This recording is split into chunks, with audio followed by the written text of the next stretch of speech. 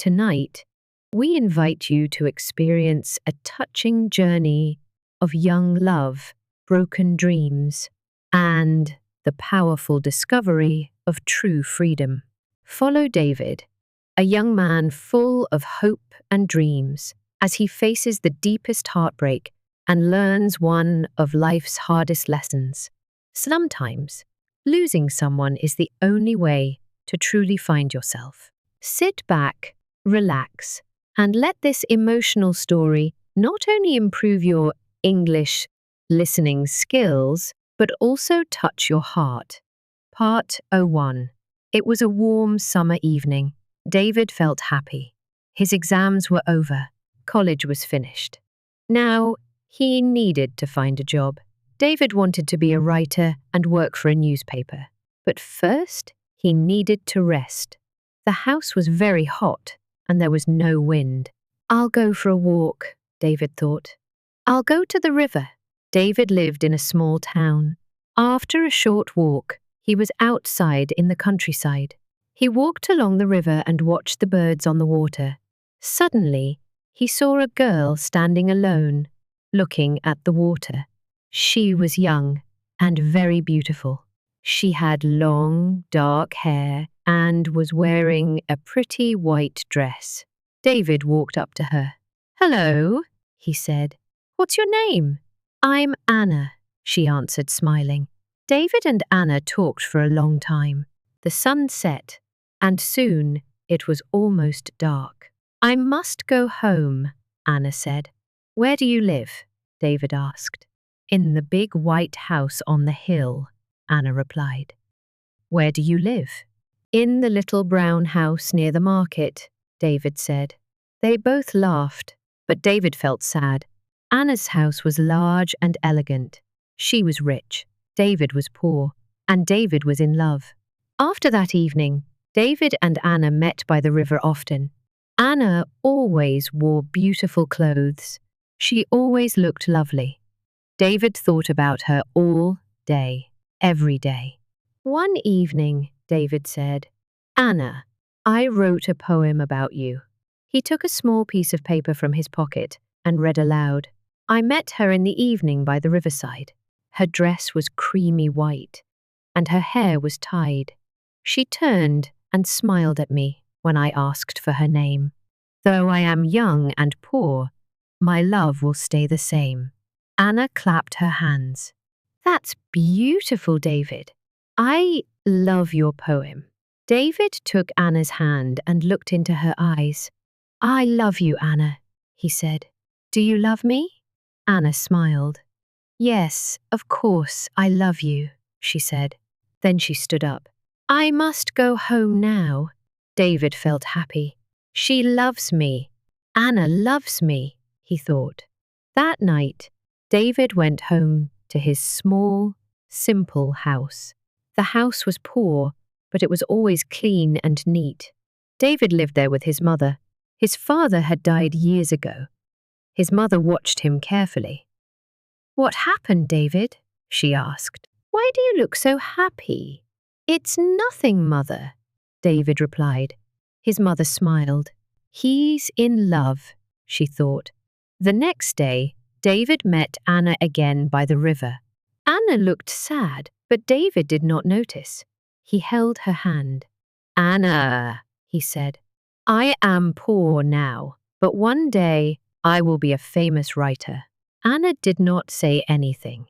"Will you marry me, Anna?" David continued. "Say yes. We will be so happy." And he stopped. Anna looked at him with tears in her eyes. Slowly, she shook her head. Then, without a word, she turned and ran away. "Anna," David called, but she was gone. David walked home slowly. He was confused. "What is wrong?" he thought. "She loves me, doesn't she?" When he reached home, his mother saw his face. "Poor boy," she thought. "That girl doesn't love him." David and his mother ate dinner in silence. Then, suddenly, there was a knock at the door. David opened it. A man in a servant's uniform stood outside. "I'm from the house on the hill," the man said. My mistress wants to see David. That's me, David said. Can you come with me now? The servant asked. David felt excited. Maybe Anna has changed her mind, he thought. Maybe she does want to marry me. David's mother watched as he followed the servant. She sighed. The house on the hill, she thought. I know that family. A rich old woman and her beautiful daughter. My poor son. The house on the hill was not far. The servant led David up the wide steps and into the grand house. David's heart was beating fast. The house was rich and elegant. The floors were covered with expensive carpets. Beautiful paintings and mirrors filled the walls. David caught a glimpse of himself in one of the mirrors. He looked terrible. This house was so luxurious, and he looked so poor. The servant opened a door. David stepped inside. An old woman was sitting in a large chair. Anna stood behind her. The old woman was ugly. Her eyes were small and cold. Her mouth was thin and hard. Her hands, covered in large rings, rested in her lap. David stared at her, then looked at Anna. What a cruel-looking old woman, he thought. Is she Anna's mother? The woman spoke. So, you want to marry my daughter? Her voice was sharp and unfriendly. David looked at her bravely. Yes, he said. I love Anna, and I want to marry her. The old woman laughed. You? A poor student? No money? No father? Nothing. My daughter will never marry you. David said nothing. He looked at Anna. She did not look at him. I am poor now, David said. But one day I will be a famous writer. The old woman laughed again. No, she said coldly. My daughter is not for you. She is going to be married soon. You will never see her again. Then she stood up and left the room. Anna and David were alone. David looked at Anna, but she still did not meet his eyes. She stood silently, saying nothing. David stepped closer and put his arm around her. Anna quickly moved away. I'm sorry, David, she said softly. My mother is right. I can't marry you. I don't want to be poor. I want money, nice clothes, and a big car. David was shocked. But you love me, Anna, he said. And I love you. Anna looked at him with sad eyes. Yes, I love you, David, she said. But love is not enough. She hesitated, then continued. I'm getting married in 2 weeks, she said. Goodbye, David. I'm sorry. David left the big house. He ran down the hill to the river and sat there for a long time. Anna loves me. I know she loves me, he thought. But she is marrying another man. For money. It's her mother. She is afraid of that terrible old woman. Oh, Anna, Anna, Anna! What should I do? After a long time, David walked home. A light shone in the window of the little brown house. The door was open. His mother was waiting for him. She saw the sadness in his eyes. She put her arms around him. They are bad people, my son, she said gently. You must forget her. Part 02. For many days, David stayed alone. He did not see his friends. His mother was worried. He did not talk to her, eat much, or sleep well. Every day, he went to the river and sat there, thinking about Anna. One day, he saw a headline in the newspaper. Rich MANS, beautiful bride. There was a picture of Anna and her husband. She wore a long white dress and a diamond necklace. Her husband was old and overweight. David felt angry and turned the newspaper over. On the back page, he saw a large advertisement. Write a story and win a prize. Young writers have a chance to win a prize and earn money. Stories can be about any topic, but must not be longer than 1,500 words. Send your story before the end of the month. David sat up straight. This is my chance, he thought. I will write the story of Anna and me. I will win, and she will read it. Then she will regret her decision. Now, David was very busy. Every day he woke up early and worked hard on his story. His mother watched him and felt happy. David was eating again, smiling and talking more. Some days, David liked his story. He thought it was good, but other days it was difficult. He felt sad and wanted to stop writing. Still, he did not give up. Finally, the story was done. David read it to his mother. "It's a wonderful story, David," she said. "I love it." David carefully wrote the story again and sent it to the newspaper. 2 weeks later, a letter came. David did not open it. His hands were shaking with excitement. He gave it to his mother. "You read it for me, Mother," he said. His mother opened the letter and started reading. Then she smiled, laughed, and cried at the same time. "Read it yourself," she said, handing him the letter. David read, "The Clarion News, dear Sir. We are happy to inform you that you have won first prize in the story competition. Please visit our office on Thursday at 10 a.m. The manager will present you with your prize." David jumped up with joy. He danced around the kitchen, waving the letter.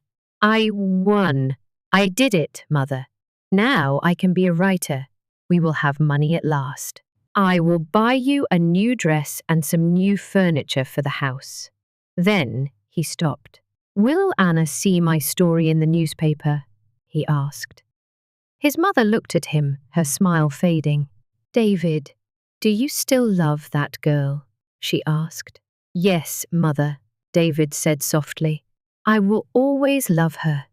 On Thursday, David went to the newspaper office. The manager was kind and welcoming. "Your story is excellent," he said. "Very well written. Here is your prize money." He gave David an envelope. David opened it. £500. He could not believe it. "Thank you, sir," David said, smiling. As he turned to leave, the manager stopped him. "Don't go yet. I want to talk to you. Do you have a job?" "No, sir," David replied. "I want to be a writer."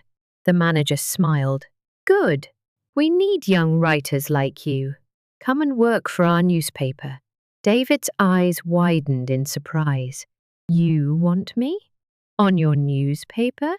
Yes, of course, I'll come." From that day, David worked hard at the newspaper. He loved writing. His boss was happy with him and often praised his work. "We are very pleased with your progress, David," the manager told him. David was finally living his dream. Part 03. David loved working at the newspaper. He worked hard, but he never stopped thinking about Anna. One day, a reporter came into the office and said, "Listen, everyone, I have big news. Do you remember Anna, the beautiful girl who married a rich man? We had a picture of their wedding in our newspaper. Well, she left her husband last week." Everyone in the office stopped talking. This was an exciting story. David froze in his chair. He felt cold. Anna left her husband? But why? They were only married for a few months, he thought. The reporter continued. Her mother died last week. When Anna heard the news, she was so shocked that she ran away from her husband. David thought about Anna's mother, that old woman. Another reporter asked, "Was Anna's mother rich?" "Oh, yes, she was very rich," the first reporter said. "And now Anna will get all of her mother's money. Plus, her husband gave her a lot of money, expensive clothes, jewelry, and a car. Anna is now a very, very rich woman." Another reporter shook his head. "I don't like rich women." David spoke quietly. "Anna is rich, yes, but she is also kind and gentle. She's not like other rich women." He stopped talking. The first reporter looked at him. "Do you know Anna?" David nodded. "Yes, I know her." The reporter smiled. "Well, we need someone to go to Anna's mother's funeral and write a report for the newspaper. Why don't you go, David?" The next day, David went to the funeral. The church was far away, but he walked. He wanted time to think. Anna loved me, he thought. But she married another man. Why? Because she was afraid of her mother. But now her mother is dead. David felt both happy and sad. When he reached the church, he saw many people. It was a big funeral. Outside the church, there were many large black cars. The first car carried the coffin. It was covered with beautiful flowers. David stood at the back of the crowd. He took out his pencil and notebook and started writing about the funeral. Then he saw Anna. She was wearing a black dress. She looked sad but still very beautiful. She stood alone. Nobody spoke to her. Nobody went near her. The man standing next to David whispered, "That's the daughter. She is a bad woman. She left her husband and it killed her mother. Look at her. Nobody wants to talk to her." David said nothing. Poor Anna, he thought. Everyone walked into the church, and the funeral began. After the funeral, David went home. His mother was waiting for him with a big smile. "Good news, David," she said. "Do you remember your cousin, Elsa? She is coming to stay with us. She is 17 now, and very pretty. You will like her." David nodded. "Yes, I remember Elsa," he said. But he did not look happy. His mother's smile faded. He is still thinking about Anna, she thought. Maybe Elsa will help him forget. But David didn't care about Elsa. "I must see Anna," he thought. "I must talk to her." Part 04. David wanted to see Anna. He wanted to talk to her. Maybe she is still at the house on the hill, he thought. But when he arrived, the house looked empty. The windows had no curtains. A big sign on the gate said, "For sale." David looked inside the gate. The garden was empty. The place was completely silent. "I need to go inside and look around," he thought. "Maybe I will find Anna's address. Then I can write to her." He pushed the gate open and walked up the steps. Everything was quiet. The front door was locked, so he walked around the house. Then he saw an open window. David's heart started beating fast. Quickly, he climbed through the window. "I'm inside Anna's old home," he thought.